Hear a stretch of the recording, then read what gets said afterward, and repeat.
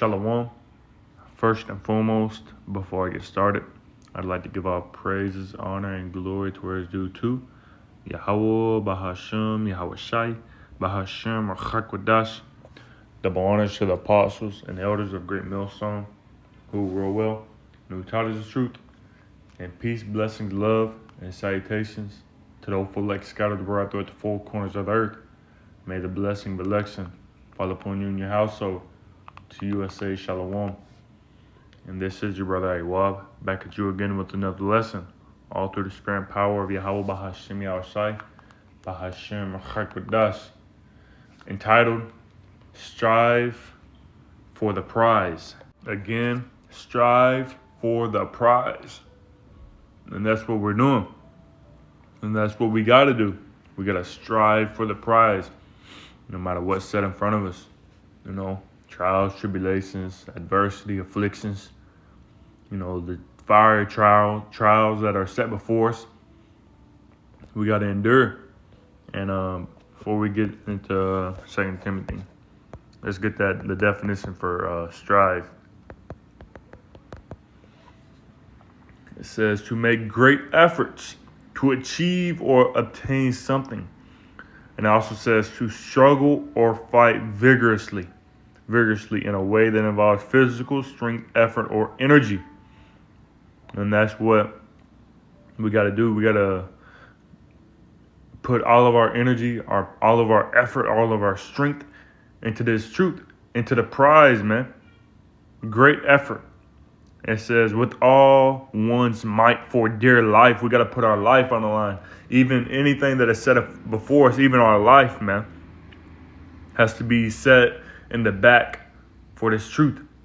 We can't even let our lives deter us from the prize, deter us from salvation. Because that's the ultimate end goal, is to receive salvation and redemption. This is all out to the best of one's ability, as best one can.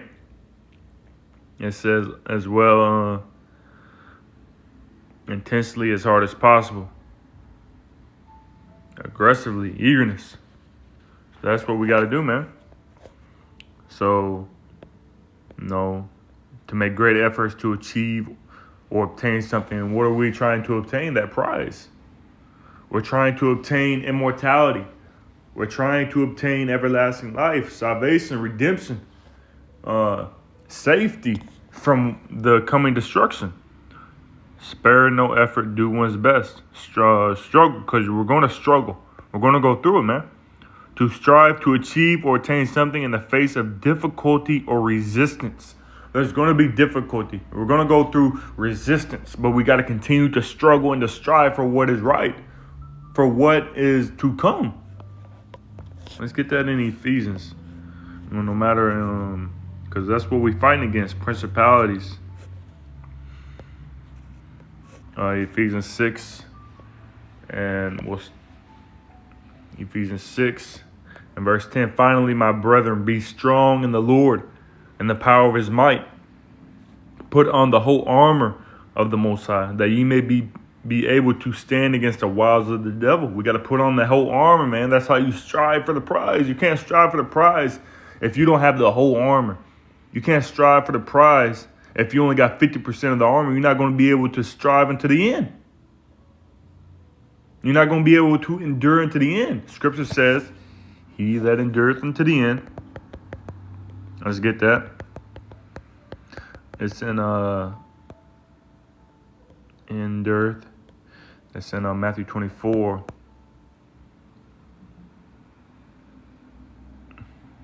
As well as 10. Matthew 10 and verse 22. And ye shall be hated of all men for my name's sake, but he that endureth to the end shall be saved. And so if you endure to the end, you're going to be saved through the spirit and power of your Bashem Yasai. You got to endure. And you can't endure without the whole armor. That's how you stand against the wiles of the devil. Verse 10, or it's like verse 12, back in Ephesians 6 and 12. For we wrestle not against flesh and blood, but against principalities, against powers, against the rulers of the darkness of this world, against spiritual wickedness in high places. Man, it's a lot going on, you know, that brothers go through, you know, stuff that, you know, the average person wouldn't be able to handle. And it's a fight, man. It is a fight. It's a struggle, just like the definition we just got, man. Struggle. Brothers are struggling. Brothers are going through it, man. To strive to achieve or attain something in the face of difficulty or resistance. There's resistance and difficulty in every brother's walk. Every brother. And some brothers are going through worse than other brothers. And the brother that's going through it the worst is handling it like a G. Like a power, man. No matter what is set in front of us, we got to endure. Because we're that ultimate prize, man. We're not striving for that incorruptible slip of the tongue. We're not striving for that corruptible crown as other people are. We're not struggling for that prize that fadeth away, that decays, that's not going to last forever, that will only last a season. We're striving for that prize, that incorruptible crown that endures forever, that does not decay, that does not rot, that does not fade away, but it lasts for all eternity. That incorruptible crown, man. And that's what we're seeking for. Let's get that. Incorruptible. 1 Corinthians 9, verse 25. We'll start at verse 24. 1 Corinthians 9 and 24, which I was going to get this anyways. Know ye not that they which run in the race run all, but one receiveth the prize? So run that ye may obtain. In the NLT it says, verse 24, and don't you realize that in a race everyone runs, but only one person gets the prize? So run to win. We're running to win. And going back to that Ephesians 6, you cannot run to win if you don't have on the whole armor. You cannot fight against the spiritual wickedness in high places. You cannot fight against evil spirits, demonic thoughts, apparitions, if you don't have on the whole armor.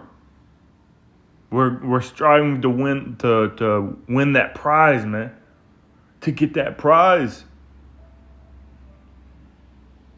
Run. Verse 25. And every man that striveth for the mastery is temperate in all things. Now they do it to obtain a corruptible crown, but we an incorruptible. In the NLT it says all athletes are disciplined in their training. They do it to win a prize that will fade away, but we do it for an eternal prize. This is what we're doing this for, man. That's why we go on the highways and byways, in season, out of season, 90-degree weather, you know, hot, cold, rain. And there's, you know, that don't mean we're out there when it's 140 degrees outside or negative 20 degrees. But if the conditions are bearable, we're going to be out there. We're not going to be out there in a tornado or, it's raining cats and dogs. And if there's cover, we'll go find cover under a bridge or something. And if not, we'll go inside and do the camp inside, do the ministry inside. It's all subject to the conditions. But if it's bearable, we're going to be out there through the Spirit, power of Yahweh Simi outside, until He takes us out the scene. But brothers are presenting their bodies as a living sacrifice. That's how you strive for the prize. Being disciplined, man. Go out in the highways and byways, doing these lessons, exhortations throughout the week, being brotherly, letting brotherly love continue, studying to show ourselves approved, giving diligence to make our calling and election sure, giving tithes, keeping the law to the best of our ability, and not just being an Israelite on the weekend, but being an Israelite all the time. And being an Israelite all the time, and how do I say it? Living the scriptures, applying the scriptures. That's the word I was looking for. Applying the scriptures. Not just reading the scriptures, but applying them as well. That's how you discipline yourself. Doing what the Lord Yahweh Shem Yahshua is required of us. That's how LeBron disciplines himself. He disciplines himself through training. going on runs, staying in the gym, eating a certain way with his diet. His mind is occupied around basketball. So, and that's why he is one of the greatest of all time, because he is disciplined in the worldly aspect of sports. And that's why he is the way he is today. And that's what we got to do through the Spirit on the right hand. He's doing it on the left hand side, the carnal way. We're doing it on the right hand side through the Spirit, man. Disciplining ourselves so that we can receive that crown. He does it for a corruptible crown. We do it for an eternal crown, an incorruptible crown, man. Verse 26, back in the KJV. Verse 26, I therefore shall run not as uncertainly, so fight I, not as one that beateth the air. And then NLT says, so I run with purpose in every step. I am not just shadow boxing. Continuing on in the NLT, I discipline my body like an athlete, training it to do what it should. Otherwise, I fear that after preaching to others, I myself might be disqualified. And we don't want to be disqualified. We want to continue into the very end. And strive lawfully, man. Strive in the correct way and not trying to go up a different path, but going that right way, that straight and narrow path, man. There's no other way to go. So we'll finish out that Ephesians real quick.